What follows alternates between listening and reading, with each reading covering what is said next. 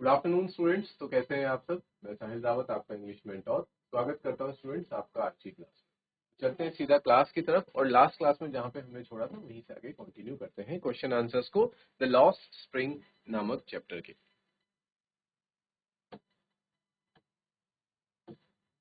Next question on our screen is Saheb happy working at the tea stall? Explain. हमें पता चल चुका था बच्चों लास्ट में जब कहानी के अंत होते होते जो साहिब आलम था वो एक टी स्टॉल पे काम करने लगा था। तो क्या जब वो अब टी स्टॉल पे काम कर रहा है क्या वो खुश है? और अगर वो है तो उसको एक्सप्लेन कीजिए। इसमें हम कहेंगे कि Sahib is not really happy working at the tea stall. Sahib अगर अंदर से देखें उससे वास्तविकता में अगर पूछा जाए तो हकीकत में वो खुश नहीं है। Is not really happy. यहाँ पे नॉट रियली हैप्पी इसलिए कहा गया है क्योंकि थोड़ा देखो बच्चों, इस बात की खुशी उसे है कि पहले पूरा दिन भर वो सिर्फ और सिर्फ रैक पिकिंग काम किया करता था, कूड़ा बीनने का काम करता था। अब कूड़ा बीनने से एक बेहतर काम उसे मिल चुका है कि वो चाय की टपरी पे चाय बनाता है। बट स्टिल उसके दिल में एक क्या है बच्चों, एक तरह का दुख है और एक ही इज डिससेटिस्फाइड। उसको सेटिस्फेक्शन नहीं है। वो इसलिए क्योंकि जब पहले वो रैक पिकिंग वाला काम करता था he was the owner of his own will. वो अपनी मर्जी का मालिक था। वो जो चाहता वो वैसा करता। जिस टाइम वो पूरा ढूंढना चाहता उस टाइम वो ढूंढता, अपने दोस्तों के साथ खेलता। लेकिन अब वो ऐसा नहीं कर सकता। He has to act according to his owner, his master, because working for a master meant sacrificing his freedom. क्योंकि जब आप किसी मास्टर के अंडर या फिर किसी भी व्यक्ति के अंदर काम करते हैं तो आप अपनी स्वतंत्रता को खो बैठते हैं। ठीक है, अपनी स्वतंत्रता आपको सेक्रीफाइस करनी पड़ती है, उसका बलिदान देना पड़ता है। His care free look. और उसकी फ्रीडम क्या थी बच्चों? उसके लिए केयर फ्री लुक, यानी कि वो हमेशा जब भी आप उसको देखो तो वो कैसा लगता था? बेपरवाह ही लगता था, क्योंकि वो किसी चीज की परवाह नहीं करता था। अपने दोस्तों के साथ जो उसकी एक आर्मी थी ऑफ बेयरफुट बॉयज, उनके साथ पूरा दिन भर कंधे पे झूला लिए घूमता रहता था। ठीक है, अब वो केयर फ्री लुक उसके चेहरे पे देखने को नहीं मिलती है। Even though the job eight the tea stall page him 800 rupees.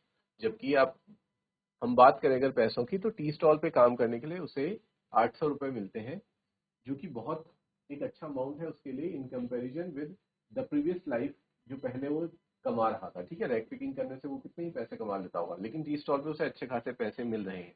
But he has to sacrifice his freedom in all his meals. और साथ ही साथ उसे खाना भी मिल रहा है। He seems less contented than before. लेकिन शुरू से मैंने कहा कि पहले से अगर कंपेयर करें तो वो कंटेंटमेंट उसके अंदर देखने के लिए मिलती नहीं है। वो सेटिस्फेक्शन उसके अंदर नहीं देख सकते हैं, वो संतोष को। The weight of his masters steel canister. उसके जो मास्टर का स्टील कैनिस्टर है उसका जो बोझ है, उसका जो भार है, seems heavier than his rag picking plastic bag. वो काफी ज्यादा भारी है अगर हम कंपेयर करें जिस प्लास्टिक बैग को पहले वो लेके घुमा करता था। उस बैग पे वो काफी ज्यादा भारी है। कहने का मतलब ये है बच्चों कि अब वो एक बोझ के तले काम कर रहा है, एक मास्टर के अंदर काम कर रहा है, तो उसका बर्डन लेकर के उसे काम करना पड़ रहा है। वो इस काम में बिल्कुल भी इंटरेस्टेड नहीं है, ना ही उसकी खुद की विल है। But sacrificing his own will, his carefree look, he has to work, फिर भी उसे काम करना पड़ रहा है। तो इस क्वेश्चन को स्टूडेंट्स नोट करेंगे and then we will move to the next question.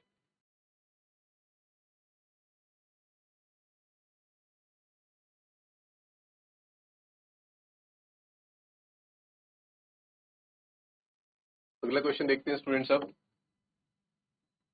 How in your opinion can Mukesh realise his dream? कि आपके ओपिनियन में, आपके अनुसार मुकेश जो है अपने सपनों को कैसे रियलाइज कर सकता है, कैसे उसे उनकी पहचान हो सकती है? तो आप क्या लिखेंगे बच्चों इसमें आंसर? आप कुछ इस तरह से लिखेंगे, Mukesh was different from the others of his community. Mukesh शुरू से ही अपनी कम्युनिटी के लोगों के, कम्युनिटी उसकी कौन सी है यहाँ पे? जो बेंगल मेकिंग वाली कम्युनिटी है बच्चों, उन सबकी एक ही कम्युनिटी है और उनका काम क्या है? बेंगल मेकर्स है वो। ठीक है, ये बेंगल मेकर्स वाली कम्युनिटी जो है उसमें सभी की सोच एक जैसी है, परंतु मुकेश वहां पे क्या है बच्चों? थोड़ा सा अलग है, उसके सोचने का तरीका भी अलग है। By daring to dream.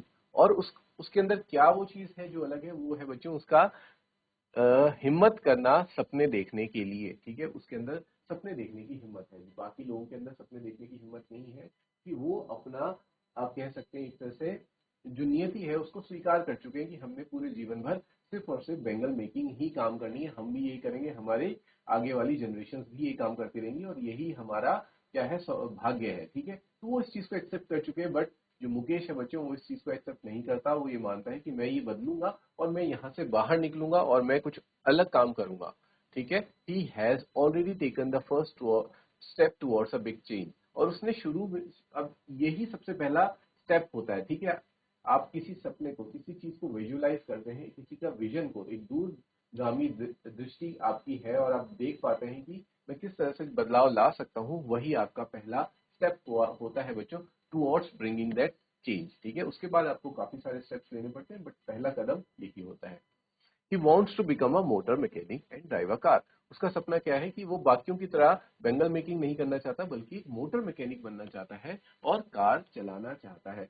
तो आपको लग रहा होगा बच्चों इसमें बहुत बड़ी बात क्या है, लेकिन नहीं, ये अगर आपको इसको देखें तो ये बहुत बड़ी बात है, क्योंकि अपनी पूरी कम्युनिटी से अगर सिर्फ और सिर्फ एक मुकेश ऐसा इंसान है जो शहर से बाहर जाता है, मोटर मैकेनिक बनता है, कार चलाना सीखता है, तो क्या होगा बच्चों, वो एक एग्जाम्पल सेट करेगा बाकी लोगों के लिए भी, कि वो भी चाहे तो इस विशियस साइकिल, जिस मिडलमैन लोगों ने जो एक साइकिल बना रखी है जहां पे वो लेबर्स की तरह इन लोगों से काम करवा रहे हैं, इस साइकिल से बाहर निकला जा सकता है। तो इस तरह से मुकेश को देख के दूसरे लोग भी बाहर निकलेंगे, और जब वो बाहर निकलेंगे तो they will allow their children to study in schools. वो अपने बच्चों को स्कूलों में पढ़ाएंगे, ना कि खुद के जैसा पूरी जिंदगी भर फैक्ट्रीज में बैंगल मेकिंग करते रहेंगे, ठीक है।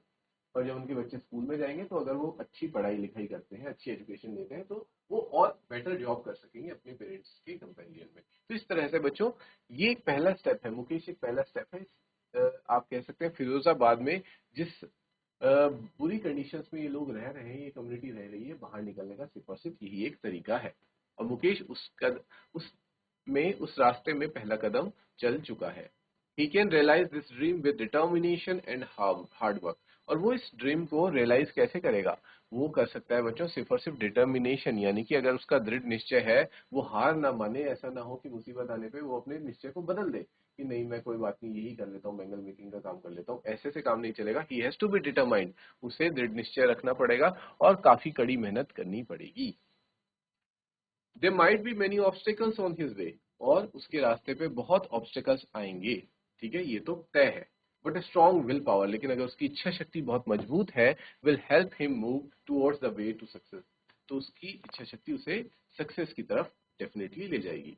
The fact that he is willing to walk a long distance in order to learn the vocation, और वो इस रास्ते पे चलने के लिए तैयार है ताकि वो सीख सके, अंडरलाइंस हिज फर्म रिजॉल्व। और ये बताता है कि उसके अंदर एक फर्म रिजॉल्व है, उसके अंदर एक रेजोल्यूशन है, एक निश्चय वो बना चुका है कि मुझे एक मोटर मैकेनिक बनना है। The only thing left for him to do is to make the first journey. बस अब क्या बाकी रह गया कि वो अपनी पहली जर्नी शुरू करे, यानी कि इस जगह से, फिरोजाबाद से बाहर निकले और जाके सीखे, कहीं ना कहीं ढूंढे, कहीं ना किसी गैरेज में जाए, वहां पे सीखे। शायद हो सकता है वहां उसके साथ बुरा व्यवहार हो, बहुत सी गलत चीजें हो, लेकिन स्टिल वो सब डिफिकल्टीज को फेस करता रहे, आगे बढ़ता रहे। And request the owner to take him in, और वो रिक्वेस्ट करे ओनर से कि मुझे अपने यहाँ रखो, एंड गाइड, और मुझे गाइड करो, direct him on his journey as a mechanic. और तब जाके बच्चों मैकेनिक की जो अपनी जर्नी है उसमें आगे बढ़ सकता है। तो आई होप आप समझ गए हैं कि मुकेश किस तरह से अपने इस ड्रीम को रियलाइज कर सकता है, उसे हकीकत में, सक्सेस में कन्वर्ट कर सकता है। अगर इस तरह से क्वेश्चन आता है तो बच्चों आप कुछ ऐसा आंसर लिखेंगे। फटाफट से इसे नोट कर लीजिए, then we will move to the next question.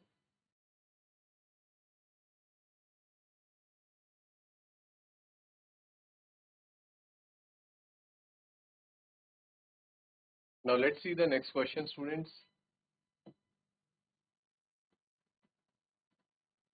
What makes the city of Firozabad famous, यानी कि जो फिरोजाबाद का शहर है वो किस लिए प्रसिद्ध है, ठीक है। फिरोजाबाद फेमस किस लिए है, क्यों ये प्रसिद्ध है ये जगह।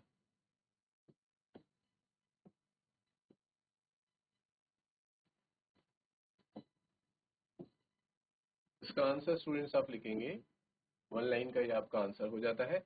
Firozabad is famous for its glass bangles, ठीक है। यानी कि कांच की चूड़ियों के लिए फिरोजाबाद बहुत ज्यादा प्रसिद्ध है पूरे भारतवर्ष में। The place is the centre of India's glass blowing industry. ये क्या है, जो सिटी है ये एक सेंटर है, सेंटर यानी कि सबसे अधिक ग्लास से बनी हुई चूड़ियां, कांच से बनी हुई चूड़ियां फिरोजाबाद में ही बनती हैं, ठीक है बच्चों, नोट करो इस क्वेश्चन को।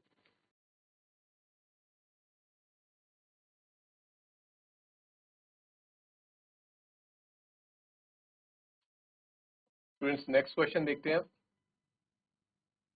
What could be some of the reasons for the migration of people from villages to cities? ये तो बहुत ही ज्यादा इंपॉर्टेंट क्वेश्चन है बच्चों। ये एग्जाम में डेफिनेटली ये क्वेश्चन पूछा जा सकता है क्योंकि आज के डेट की सबसे गंभीर समस्या भी है काफी सारे स्टेट्स में, काफी सारे राज्यों में ये हो रहा है, जिसे हम कहते हैं बच्चों पलायन। इवन उत्तराखंड में भी ये बहुत बड़ी समस्या है और इसको रोकने के लिए सरकार बहुत सी सारी चीजें कर रही है और बहुत से स्कीम्स वगैरह चलाई जा रही हैं, बट स्टिल ये अपने आप में एक बहुत बड़ी प्रॉब्लम है। और इस क्वेश्चन में भी यही पूछा जा रहा है कि आखिर क्या कारण है कि लोग अपने गांव छोड़ करके शहरों में आ जाते हैं। इसका जो जवाब है बच्चों बहुत ही सिंपल है। इस तरह से काफी सारे फैक्टर्स हैं, देयर आर मेनी फैक्टर्स, कोई सिंगल कारण नहीं है कि लोग माइग्रेट करते हैं गाँव से शहर की तरफ। That cause migration of people from villages to cities. Some villagers voluntarily move to the cities in search for jobs and better civic and health facilities। सबसे बड़ा कारण क्या रहता है बच्चों? क्योंकि पहले जैसा अब एग्रीकल्चर नहीं रहा है, क्लाइमेट चेंज हो रहा है और बहुत सा सिचुएशन चेंज हो चुकी है गांव में, अब रह पाना उतना आसान नहीं है। ठीक है, अब लोग क्या कर रहे हैं, जागरूक हो रहे हैं, धीरे धीरे वो बाहर आना चाह रहे हैं, बच्चों को वो अच्छे स्कूल्स में पढ़ाना चाहते हैं, सिटीज में पढ़ाना चाहते हैं, क्योंकि वहाँ पे अपॉर्चुनिटीज ज्यादा है। ठीक है, और वहाँ पे एक्सपोजर ज्यादा है, इसलिए लोग सिटीज में आते हैं ताकि उन्हें जॉब मिल सके। और एग्रीकल्चर में उतना पैसा नहीं है, और जो खासकर बात हो रही है जो स्मॉल स्केल एग्रीकल्चर्स हैं, जो ठीक है फार्मर्स जो हैं, तो वो जॉब की तलाश में बच्चों सिटीज में आते हैं इन सर्च ऑफ जॉब्स। दूसरा है सिविक एंड हेल्थ फैसिलिटीज, यानी कि for example civic and health facilities में बच्चों सब आ जाएगा आपका स्कूल्स वगैरह और हॉस्पिटल्स वगैरह की तलाश में भी, क्योंकि शहरों में ज्यादा अच्छे होते हैं, गाँव में अभी उतनी अच्छी हेल्थ फैसिलिटीज की हालत अभी नहीं सही है। Others are forced to migrate when natural disasters like flood, storm, drought, famine, etc. destroy their houses and properties। और कई लोग तो अपनी इच्छा से आते हैं, स्वेच्छा से शहरों में आते हैं, लेकिन कई लोगों को क्या किया जाता है जो फोर्सफुली आना पड़ता है। और फोर्सफुली आने का कारण क्या होते हैं? जो नेचुरल डिजास्टर्स होते हैं, यानी कि प्राकृतिक जो आपदाएं होती है, जो उनके जैसे कि फ्लड हो गया, बाढ़ आ गई, स्टॉर्म तूफान, ड्रॉट सूखा पड़ गया, अकाल पड़ गया, ये सारी चीजें क्या करती है जो मजबूर करती है उन्हें, उन्हें अपने वो उनके घरों को, प्रॉपर्टी, खेतों को सब बर्बाद कर देती है। फिर उन्हें सब कुछ छोड़ छाड़ करके क्या आना पड़ता है जो शहरों में पलायन करना पड़ता है। History has records of large scale migrations caused by Wars. और इतिहास में हमने देखा ही है कि युद्ध जब जब होते हैं, वॉर जब होते हैं, तो लोगों को माइग्रेट करना पड़ता है उस वजह से भी। Also, many villagers who are better off than others manage to send their children to study in the cities। और कुछ विलेजर्स, जैसे मैंने कहा कि जो लार्ज स्केल एग्रीकल्चर्स होते हैं, ठीक है, जिनके पास काफी ज्यादा जमीन है, तो वो खुद वहीं पे रहते हैं गांव में, लेकिन अपने स्टूडेंट बच्चों को पढ़ने के लिए सिटीज में भेज देते हैं। In the lesson lost spring, Saheb and his family migrates to Seemapuri. Lost spring वाले चैप्टर में हमने देखा कि साहिब और उसकी फैमिली भी सीमापुरी में माइग्रेट करके आए होते हैं Dhaka, after their houses were destroyed in the storms. क्योंकि ढाका में जो उनके घर थे बच्चों, वो तबाह हो गए थे। किस वजह से? स्टॉर्म की वजह से, आंधी तूफान की वजह से उनके घर तबाह हो गए थे, इसलिए उनको सब कुछ गाँव में छोड़ छाड़ कर कहाँ आना पड़ा बच्चों? शहर, दिल्ली के आउटस्कर्ट्स यानी कि सीमापुरी में आके वो लोग रहने लगे। तो इस आंसर्स को नोट करेंगे बच्चों।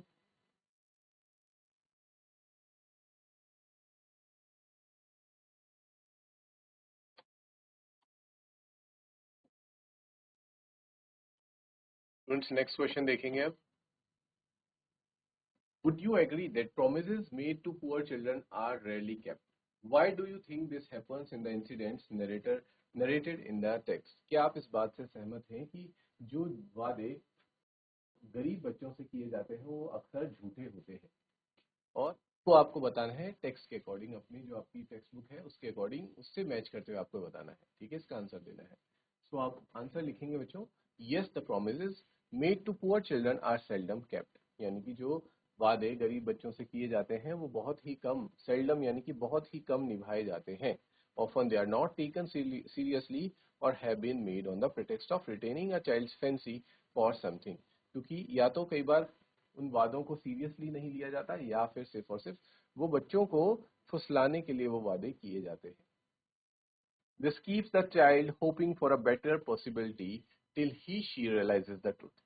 और जो बच्चा होता है वो क्या करता रहता है बच्चों, वो इस उम्मीद में होता है कि क्या होगा, एक दिन सारी चीजें अच्छी हो जाएंगी, सब कुछ ठीक हो जाएगा, लेकिन बहुत देर हो चुकी होती है जब तक उसे ट्रुथ रियलाइज होता है, यानी कि हकीकत रियलाइज होती है, तो उसे समझ आता है कि ये सब मुझे फुसलाने के लिए झूठे वादे किए गए थे।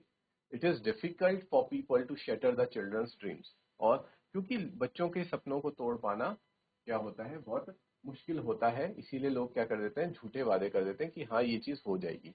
while it is also painful to see these children thrive of false hopes given to them। लेकिन साथ ही साथ इस तरह से झूठी उम्मीद देना भी क्या लगता है, बहुत बुरा लगता है इन बच्चों को जब ऐसी झूठी उम्मीदें दी जाती हैं। अब अकॉर्डिंग टू टेक्स्ट आप बताएंगे कि once while interacting with Saheb, जब ऑथर साहिब के साथ इंटरेक्ट कर रही थी, वो इनकरेज करती हैं उसे पढ़ने के लिए, और वो भी मान जाता है। वो कहता है कि अगर आप स्कूल ओपन कर लेती हैं तो मैं डेफिनेटली वहां पे पढ़ने आऊंगा, क्या आप मेरे लिए स्कूल खोलेंगी। और उस वक्त क्योंकि वो उसके पढ़ने के सपने को तोड़ना नहीं चाहती थी ऑथर, इसलिए वो झूठा वादा कर देती है कि हाँ मैं तुम्हारे लिए स्कूल खोलूंगी। At that time she fails to realise that unknowingly she has sown a seed of hope in Saheb's heart. उस वक्त वो इस बात से अनभिज्ञ होती हैं कि कहीं ना कहीं भले ही झूठ में, लेकिन उन्होंने साहिब के दिल में एक बीज, उम्मीद का बीज बो दिया है। उसे हमेशा लगता रहेगा कि हमारे स्कूल में जो हमारी दीदी है वो एक स्कूल को खोलने वाली है हमारे एरिया में।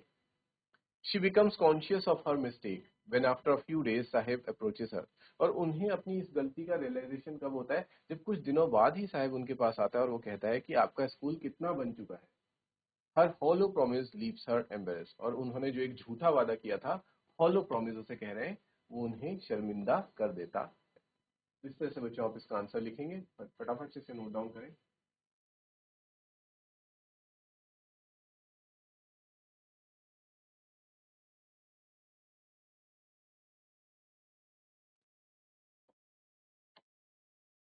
चलिए बच्चों नेक्स्ट क्वेश्चन की तरफ।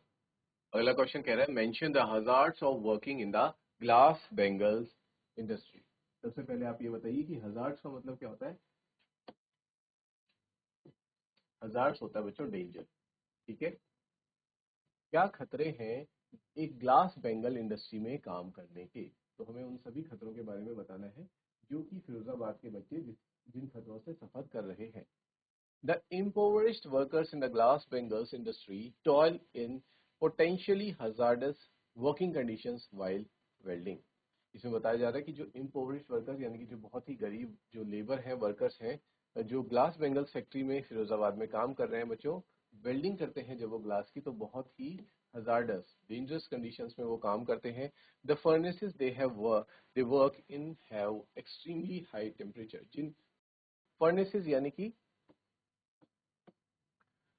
जहाँ पे बच्चों आग जलाई जाती है, जिन्हें हम भट्टी भी कहते हैं, जहाँ पे ग्लास को पिघलाया जाता है, वहाँ पे काफी ज्यादा एक तो टेम्परेचर रहता है and lack of proper ventilation. और वहाँ पे प्रॉपर वेंटिलेशन भी नहीं है कि जो गैस है, जो भी अंदर हीट बन रही है, वो बाहर निकल सके। ठीक है, persistently working in low light conditions. और उनको हमेशा अंधेरे में ही काम करना पड़ रहा है क्योंकि वहाँ लाइटनिंग उतनी अच्छी नहीं है। Without any protective eye gear. और उनके पास ना तो आंखों को कवर करने के लिए प्रोटेक्टिव आई गियर्स है, और जिस वजह से बच्चों उनके आंखों पर इसका बहुत गलत प्रभाव पड़ता है, लीव्स देम ब्लाइंड। और उनमें से कई लोग क्या हो जाते हैं, अंधे हो जाते हैं। Even burns and cuts are quite common. और हल्का फुल्का कट लगना और जलना तो बहुत ही आम बात है उन लोगों के लिए।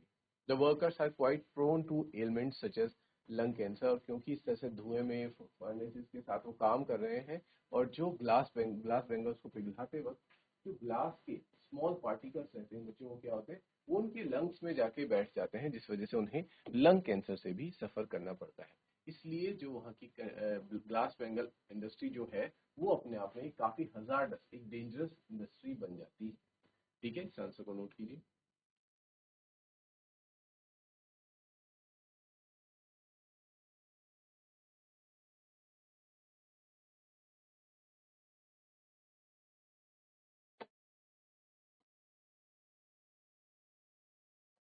Mention the hazards. अच्छा, ये सेम क्वेश्चन रिपीट हो गया बच्चों, इसको हम स्किप करेंगे,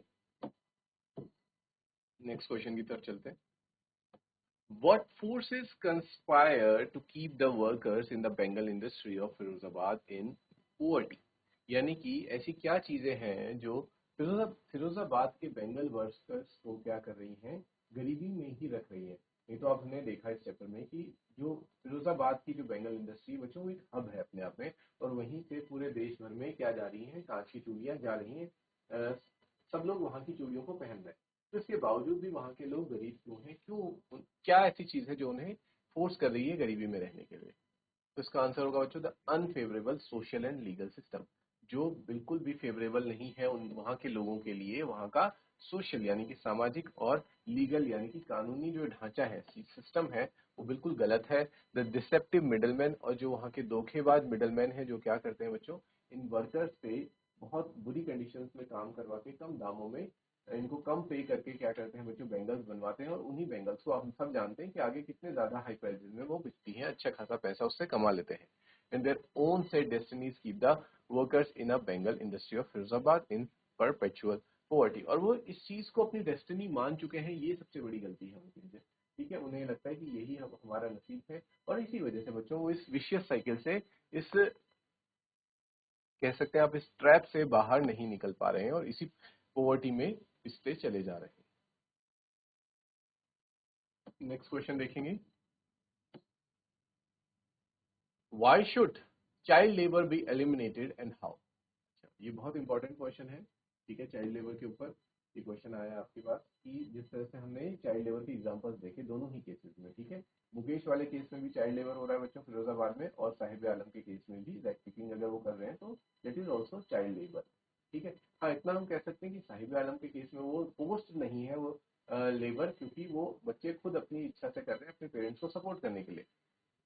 बट क्यों चाइल्ड लेबर गलत है, बाल मजदूरी क्यों गलत है, और किस तरह से उसको हम अपने देश से जड़ से उखाड़ करके फेंक सकते हैं? तो child labour should be eliminated because, ये इसलिए हटा दी जानी चाहिए, takes away from the child his childhood. जो हमारे चैप्टर का नाम ही है lost spring, the stolen childhood. ठीक है, कि ये बच्चों से उनका बचपन छीन लेती है, क्योंकि जिस वक्त उनको अपने बचपन के दिन एंजॉय करने थे, खेलना था कूदना था, यही बच्चों का काम होता है। ठीक है, पढ़ाई करना खेलना कूदना, ये सब चीजें उनसे वो छीन लेती है, ना तो वो पढ़ पाते हैं ना खेल कूद कर पाते हैं। ठीक है, and the prospect of elementary education, और जो एक एलिमेंट्री एजुकेशन बच्चों को मिलनी चाहिए, एलिमेंट्री यानी कि प्राइमरी एजुकेशन जो बच्चों को मिलनी थी, वो उनको नहीं मिलती है। Moreover, since the child laborers are cheap, child labour बहुत सस्ते होते हैं, क्योंकि कोई एक बड़ा व्यक्ति होगा वो ज्यादा पैसे लेगा, और एक चाइल्ड लेबर को उसके आधे पैसे दिए जाते हैं और काम उससे उतना ही लिया जाता है। In consequently engage in hazardous and dangerous employment, इस तरह से बहुत से लोग बच्चे हजार्डस बहुत ही डेंजरस एम्प्लॉयमेंट में फंसे हुए हैं। They are often vulnerable to mental and physical illness, और इस वजह से उन्हें कई बार दिमागी और शारीरिक भी हो जाती है। In order to curb this problem, इस प्रॉब्लम को, इस समस्या को कर्ब करना मतलब यानी कि बच्चों उखाड़ के फेंकना, it is important to make education easily accessible. ये कब हटेगा, जब हम एजुकेशन को, शिक्षा को क्या इजी बना देंगे हर व्यक्ति तक पहुंचने के लिए, और उसको क्या करेंगे।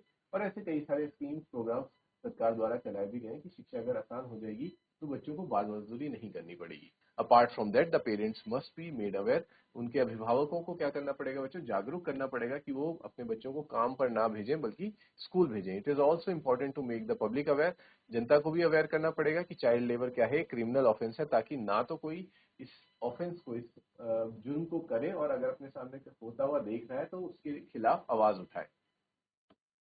The government must ensure stricter child labour, और सरकार को क्या करना चाहिए, जो इसके कानून हैं उनको और अधिक कड़ा करना चाहिए। And that the offenders are punish, और उनको कड़ी से कड़ी सजा देनी चाहिए ऑफेंडर्स को।